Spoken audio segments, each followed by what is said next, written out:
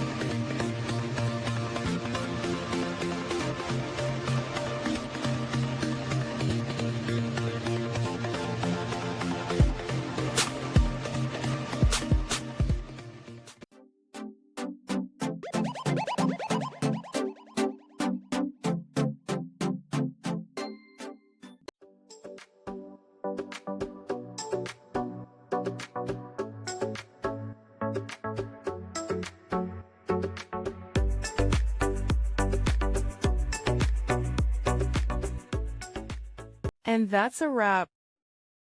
I hope you found the answer you were looking for. If you did, take a second to hit that subscribe button. It really helps out. And let me know in the comments which solution worked best for you. See you next time in the debug zone.